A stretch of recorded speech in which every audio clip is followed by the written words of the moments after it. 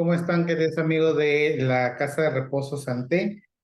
Hoy día tenemos como invitado al doctor Carlos Sandoval, médico geriatra especialista en geriatría por la Universidad Nacional Mayor de San Marcos y trabaja en el Hospital 3 de Angamos de Suárez de Salud, sobre todo para hablar sobre el libro que creo yo que va a marcar o marca un antes y un después de cómo nosotros podemos llegar a brindar un tema de calidad de vida al adulto mayor. El libro Chao Mamá, Chao Papá, un título muy coloquial de la manera que nosotros a veces nos podemos despedir de nuestros seres queridos. Doctor, muchísimas gracias. Gracias por aceptar la invitación.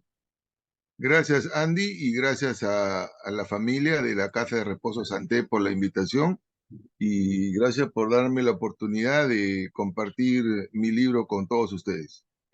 Doctor, 20 capítulos que se ha redactado en este libro tan importante y uno de los primeros que me gustaría de repente desarrollar es qué sintió volver a recordar esa fase donde usted pasó el tema de la enfermedad del COVID-19, que la vivió usted mismo y también donde hubo un episodio, ¿no? Después de poderla afrontar y ir en recuperación, donde pues no está su padre, ¿de qué manera usted, digamos, le arrugó, por decirle así, el corazón en volver a revivir esta situación?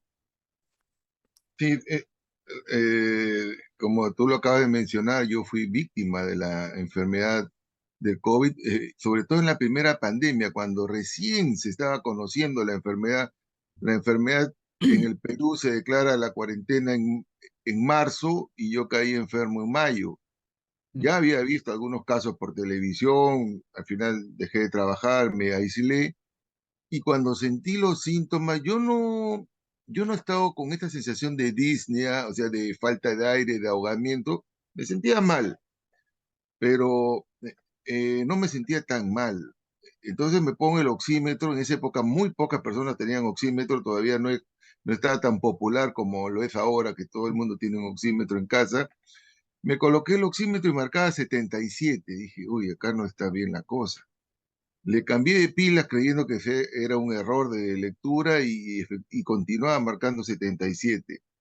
Entonces esperé que sean las 6 de la mañana, eran las 3, llamé a un colega y me dice, anda volando a Angamos y yo te mando una ambulancia para trasladarte al Revaliati. Quien me abre la puerta y me despide fue mi padre. Mi padre tenía en esa época 81 años, era un hombre totalmente independiente, lúcido, activo, manejaba auto, cocinaba diario, iba al mercado diario. Y él abre la puerta del garaje, me voy con mi hermana hacia el hospital y él me dice, chao. Y yo le digo, chao, papá. Y nos despedimos. Esa fue la última vez que lo vi.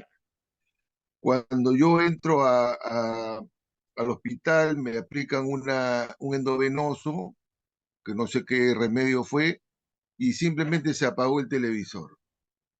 3 semanas en coma, 3 semanas que yo he perdido de mi vida, que no sé qué pasó durante esas 3 semanas, y después se enchufa el televisor, se enciende el televisor y habían pasado 3 semanas. En esas 3 semanas yo estuve en un ventilador mecánico, completamente en coma, un coma inducido, y estuve verdaderamente gravemente enfermo en una unidad de cuidados intensivos de Revalidad. Cuando ya salí y ya estaba mejorando, llamo a casa, ya me ceden el celular porque lógicamente está prohibido dárselo a un enfermo y mucho menos en cuidados intensivos, llamo a casa y me entero con la noticia de que mi padre había fallecido. Como tú dices, el corazón se me arrugó, la sangre se me heló, muchas cosas, sentimientos encontrados, una tristeza y una frustración de no poderme haber despedido de mi padre. Y yo como médico ni siquiera pude atenderlo, porque también pude haber opinado médicamente, aunque generalmente los hijos no deben de atender a sus padres, pero de todas maneras hubiera dado una opinión clínica. Entonces esa noche no dormí y me pasé toda la noche cavilando cómo escribir este libro. Un libro donde yo me despido de mis padres, Ahora, los que somos cristianos sabemos de que nos vamos a reencontrar, los que creemos en la vida eterna. Ahora, y ahí fue que diseñé, aunque siendo más honestos, este libro yo ya lo tenía en mente hace muchos años, pero ya acá le di forma al índice, voy a poner este capítulo, este otro, y después una vez que salí me dediqué a escribirlo. Esa es la historia de este capítulo.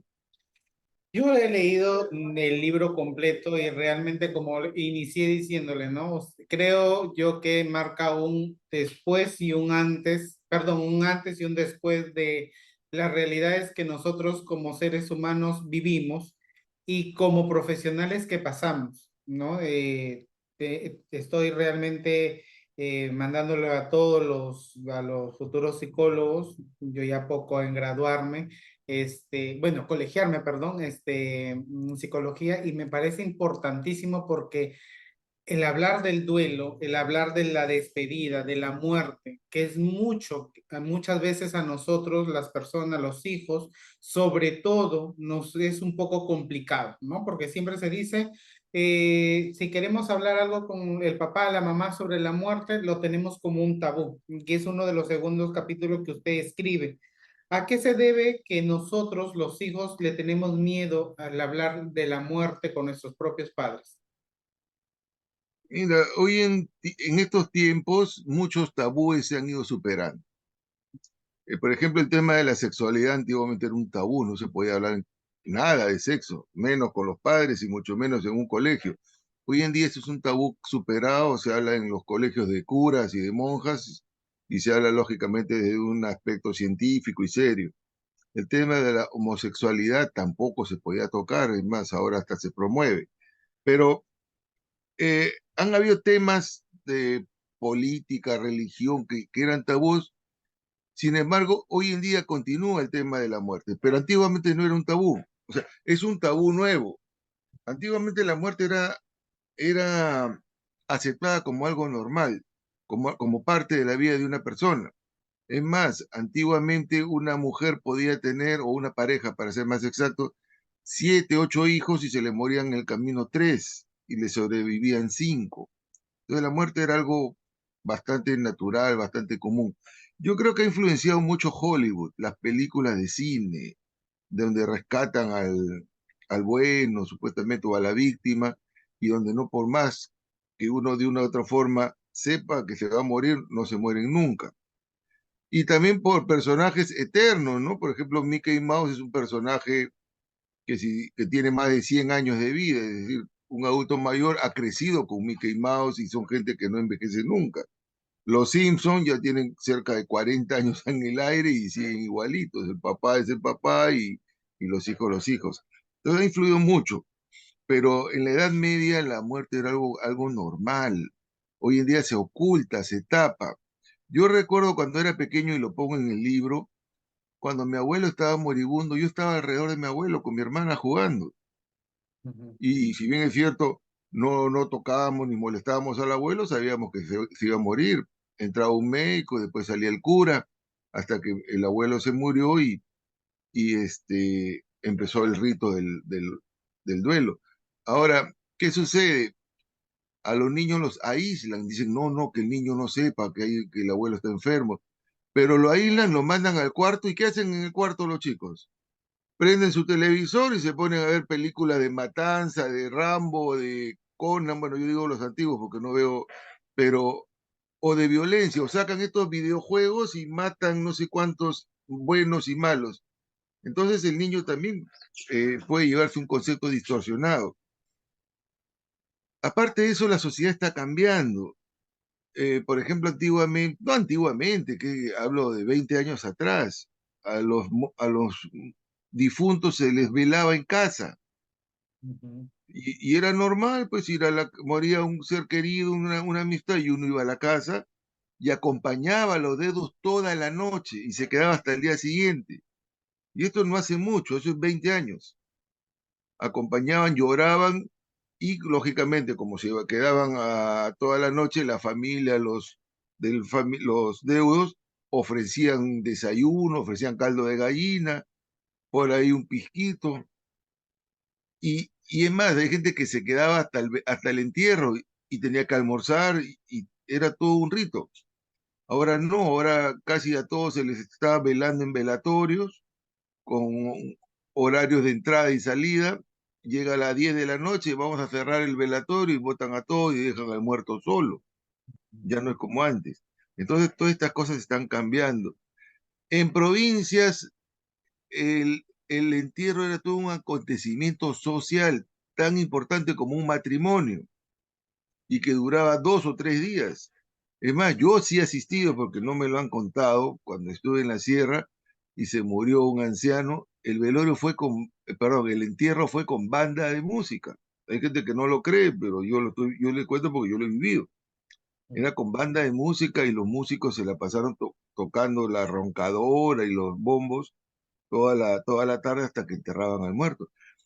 Y otra cosa interesante es que cuando llevaban al féretro hacia el cementerio, porque el pueblo chico no hay necesidad de contratar carrozas, sino sencillamente todo lo hacían al hombro, los directores del colegio sacaban a los niños a acompañar al féretro, y entonces se veía todo un salón de clase, no sé si para hacer bulto o para que se vea más gente, pero tú veías bastante gente que eran niños que lo tomaban como un juego, como algo normal y se despedían de don Lucho o de doña Juana que iba a fallecer. Entonces, todas estas cosas han cambiado, pero el duelo es un tabú nuevo, no es un tabú de antes, más bien es un nuevo tabú. E incluso antes se hacía todo un tema de ceremonia, ¿no? Se hacía 7 días de rosario, o sea, los 15 días se levantaba, bueno, en Piura al menos yo lo he vivido, lo que se llamaba el tema de Cristo, ¿no? Se hacía una misa, luego se hacía una gran comida, bebida, etcétera, ¿no? Entonces, hemos perdido efectivamente esta tradición de compartir. Es más, a la semana se lavaba la ropa del muerto para donarla. Se lavaba, las amigas iban a ayudar a lavar la ropa del muerto y la iban a donar a otra persona. O sea, todas esas tradiciones se han ido perdiendo, ¿no? E incluso la viuda prometía cuánto tiempo iba a tener el hábito negro, ¿no? El Así tema es. del hábito negro.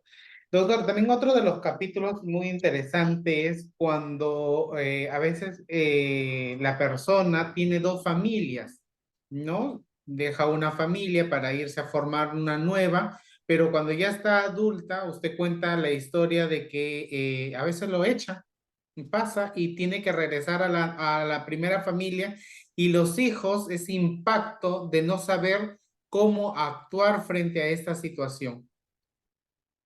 Sí, yo me imagino que te debe haber pasado porque tú trabajas en una casa de reposo y trabajas con varias familias, ¿no?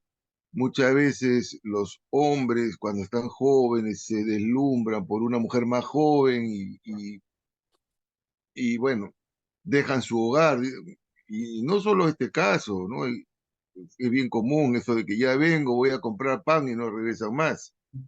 Entonces, esta historia que conté fue real, de una chica que estaba en este disyuntivo, porque la mamá sí no quería saber nada del hombre, y dijo, él no entra acá, y la hija dijo, pero ¿qué hago? Es mi papá. Cuando fue papá fue bueno y tengo muy buenos recuerdos, porque la chica sí tenía recuerdos cuando el papá la llevaba al colegio, al Parque de las Leyendas, al cine, y que por ahí, pues cuando ya esta chica tenía 12 13 le calentaron la oreja al hombre y dejó el hogar. Pero ella tenía un buen recuerdo. Entonces lo que yo he aprendido en esta vida es a no juzgar, no criticar, e incluso yo no doy consejos. Nunca doy consejos. Escucho y opino, pero nunca doy consejos. No digo, debes de hacer esto, no.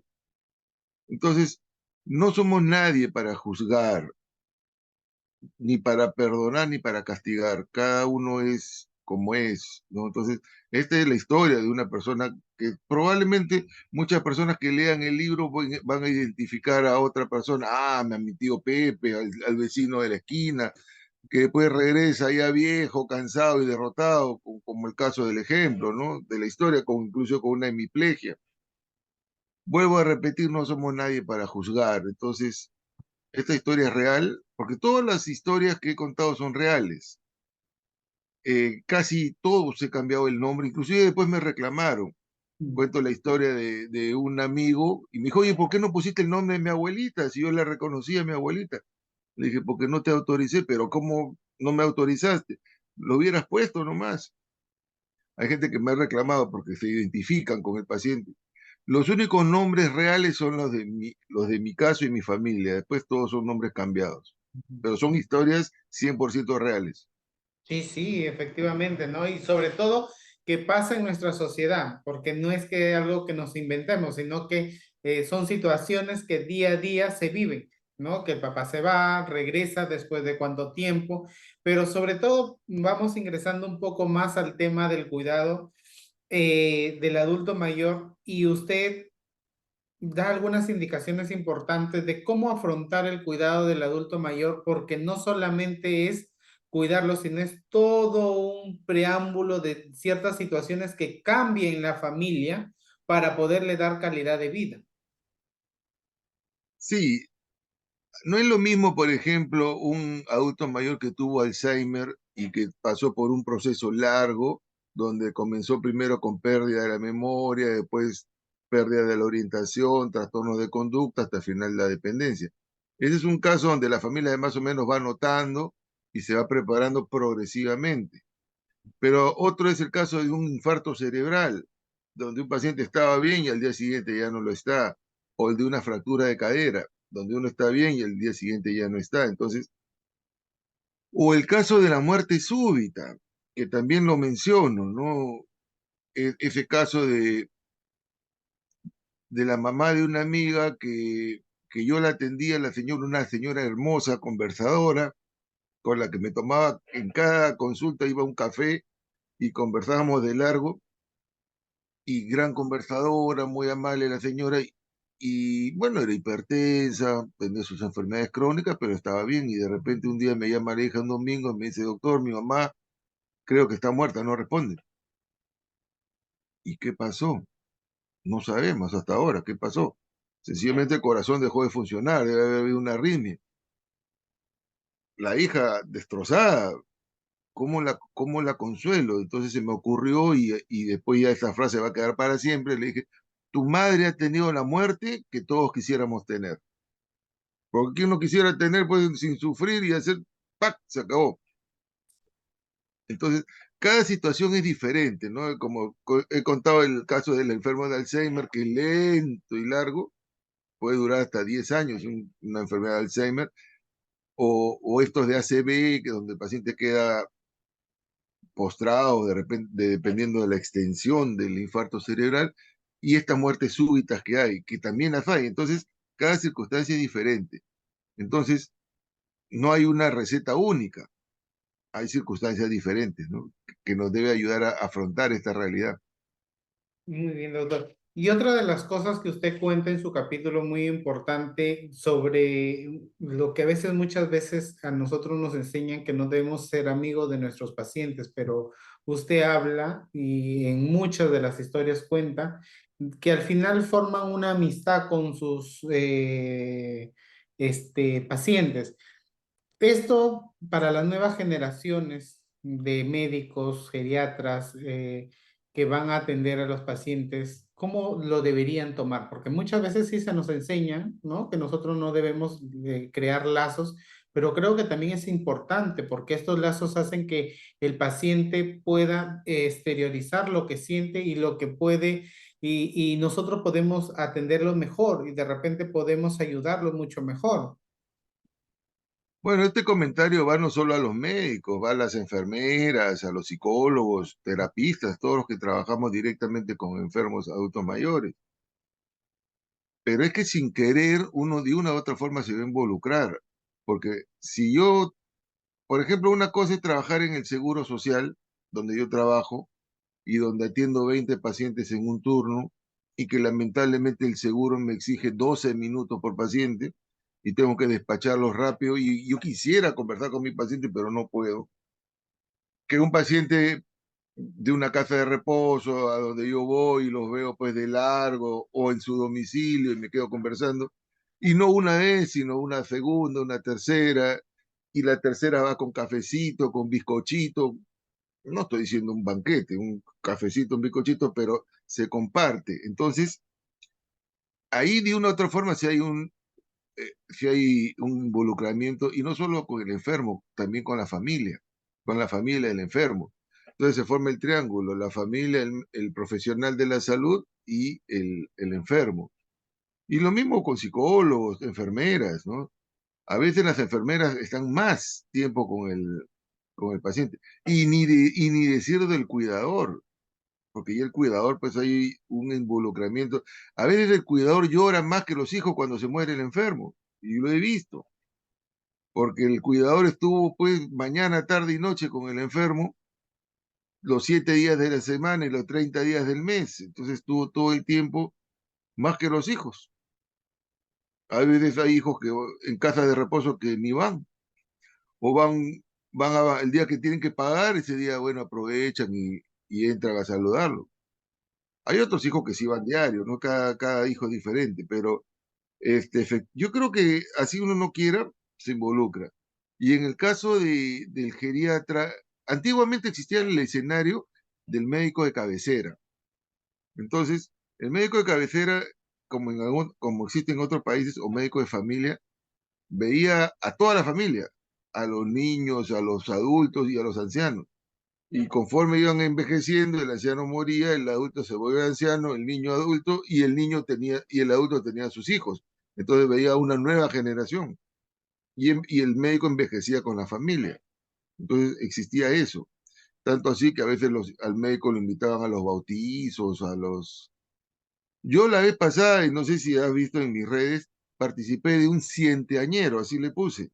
Era un paciente que cumplía 100 años, en una ceremonia especial, importantísima. Entonces lo invitó, vinieron los hijos, los nietos, los bisnietos y hasta tataranietos de provincias y del Perú, incluso de fuera del Perú, vinieron. Entonces ahí hay un involucramiento que uno no desea, pero se da. Y claro que tampoco uno no debe perder el profesionalismo y la parte profesional, ¿no? Pero después no hay ningún problema. Perfecto, sí, muy bien. Otro de los capítulos que esto sí me parece muy importante, de lo cual también creo que le compartí por un mensaje, tomé nota de algo que siempre uno falta de tener, digamos, en la mano, ¿no? Para librarse de algún evento o algún tema judicial. Muchas veces los familiares te piden, ¿no? Cuando ya ven al adulto mayor mal, que se queden en la casa de reposo o en su propia casa, que no ir a hospitales porque obviamente pasar todo lo que tenemos que pasar, que estar el enfermo días de repente en un pasadizo, en una cama, en un lugar abierto, que pase frío, lo que fuera. Entonces, muchas veces te piden, ¿no? Que digamos, horas, minutos o días de vivencia que sea en una casa. Esta decisión, ¿qué tan difícil es usted en estos años de experiencia? ¿Qué tan difícil es para los hijos tomar y qué es lo que usted recomienda? Aquí en el libro lo deja muy claro, ¿no? O sea, si ya está en una fase final, no llevarlo a un hospital para no maltratarlo, pero cómo hacer entender a veces, porque el hijo siempre va a querer alargar la vida de su ser querido, siempre quiere tenerlo eternamente, ¿no? Algo que no se puede. Yo pienso que si se le habla a la familia de forma clara, directa y respetuosa, lo va a entender. El problema es de que cuando no se le habla, y a veces muchos médicos, sobre todo, bueno, no quiero decir ninguna institución, pero uno, lo que no quieren no es porque no quieran o no sepan, sino a veces lo hacen por el problema legal. Tienen miedo de que después le diga, ¿sabe qué? Mejor no lo lleve, el paciente se muere y tiene temor a que le haga una denuncia, y ¿por qué no lo llevaron? Pero yo siempre he dicho, si el hospital le va a dar lo mismo de lo que puede recibir en casa o en una casa de reposo, ¿para qué lo vas a llevar? Si le vas a dar un antibiótico y ese mismo antibiótico lo puede recibir en su casa o en la casa de reposo, ¿para qué lo vas a llevar al hospital? Como tú dices, el hospital es un ambiente impersonal, donde no hay visitas, donde no se apagan las luces nunca. nadie duerme ni descansa, todo el día hay movimiento, ruido, bulla, luces, frío, ventanas abiertas. Entonces, ¿qué ventaja tiene? Ahora, el hospital, si es un adulto mayor lo van a operar de algo, bueno, no hay otra, tienes que llevarlo al hospital. Hay circunstancias en que sí hay que llevarlo, pero si tiene una enfermedad avanzada, donde va a recibir un antibiótico, un poco de oxígeno, y eso mismo lo puede recibir en casa o en casa de reposo, que esté en su hogar, rodeado de su familia. Y si el paciente ya, pues, porque todos vamos a morir, hay un capítulo que pongo que todos vamos a morir y nuestros padres también. O sea, y de una otra forma, si se le conversa al hijo, mira, igual se va a morir, mejor que muera acá, acompañado en un lugar cálido, que muera en el hospital. Entonces, conversando, hay que saber dar las malas noticias, ¿no? Hay materiales también que han salido, incluso hay YouTubes que explican cómo dar bien las malas noticias, pero hay que preparar a la familia. Si uno no conversa, por eso digo, siempre hay un triángulo, la familia, el enfermo y el equipo de salud. Sí, es verdad, porque muchas veces a mí me ha tocado pasar situaciones como esta, ¿no? Mientras tú eduques, porque también hay que hacer un tema de educación a la familia, porque hay que avisorarles, bueno, cuando son en el tema de las casas de reposo, pues que entendemos el dolor que ellos pueden pasar, pero a veces también ellos tienen que cuidar la forma de expresarlo, porque a veces pueden estallar de un grito de llore y los demás adultos mayores te pueden asustar, ¿no? Incomodar un poco. Hay que uno de una u otra manera educarlo, ¿no? Pero yo soy particular que si se puede quedar, se quede y sobre todo que la familia en esos últimos momentos lo acompañe, ¿no? Darle todas las facilidades, porque sí hay centros también que a veces no te dan esas facilidades, ¿no? Se puede quedar el paciente, pero la visita se terminó a tal hora y hasta ahí nomás. Pero yo creo que es un tema de humanidad, de que tú puedas darle ese espacio de despedida, ¿no? De Mira, despedir del hijo con la familia. exacto, hay que ser permeables. Eh, no hace mucho estaba conversando un caso que ocurrió en el hospital de la Fuerza Aérea, un hospital militar, donde las cosas son más rígidas y son más cerrados. Sin embargo, había un enfermo moribundo que no se podía morir y la gente decía, pero ¿qué pasa? ¿Por qué no se muere? Si este señor ya tiene varios días que no come, que no toma agua y el paciente... Y por ahí salió que alguien dijo, quiere despedirse de su perro,